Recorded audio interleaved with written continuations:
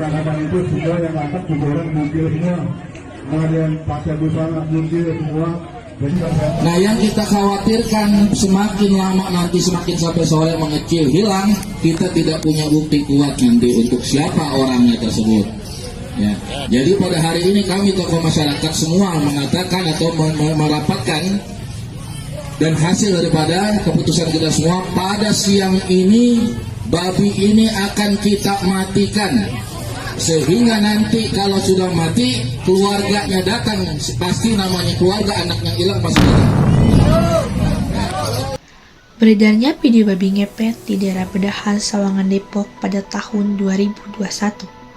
Berita ini berawal dari tersangka yang bernama AL menyebarkan isu berupa babi ngepet yang muncul di daerahnya. AL mengaku bahwa rumor babi ngepet ini digunakan sebagai solusi untuk warga yang selalu mengeluh kehilangan uang dari 1 juta hingga 2 juta. What? Untuk mendukung berita tersebut agar semua warga percaya, AL merekayasa cerita bahwa terjadi penangkapan babi ngepet yang salah satu caranya harus telanjang. Lalu ia juga membuat fakta bohong yang menyatakan bahwa ukuran babi semakin mengecil dengan sendirinya, sampai AL membeli babi secara online seharga 900.000. Semua kebohongan yang diceritakan AL itu terbongkar, dan akhirnya AL terancam dihukum selama 10 tahun.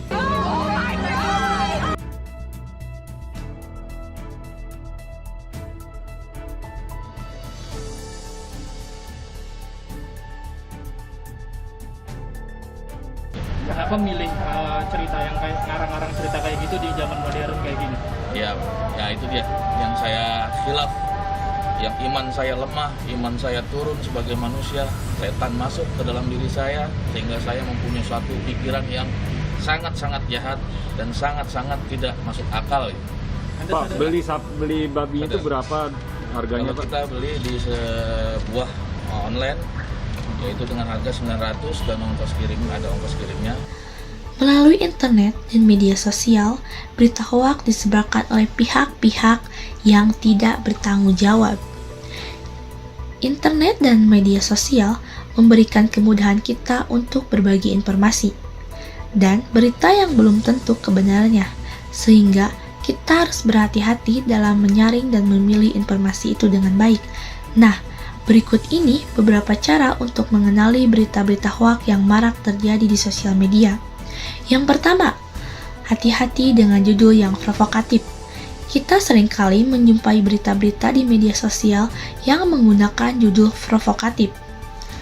Untuk mendongkrak popularitas, jika membaca berita di internet, sebaiknya cek terlebih dahulu alamat situsnya. Yang kedua, periksa fakta dan hoaks. Jika sumber berita berasal dari situs resmi, maka sudah dapat dipastikan kalau berita tersebut adalah fakta. Yang ketiga, perhatikan tanda-tanda pengenalan informasi palsu. Biasanya, informasi palsu memiliki tanda-tanda tertentu, seperti bahasa yang buruk, gambar yang diedit, atau klaim yang tidak masuk akal. Jika sesuatu terlihat mencurigakan, lebih baik tidak boleh mempercayainya. Jadi, buat kalian, bijaklah menggunakan media sosial agar terhindar dari berita hoaks.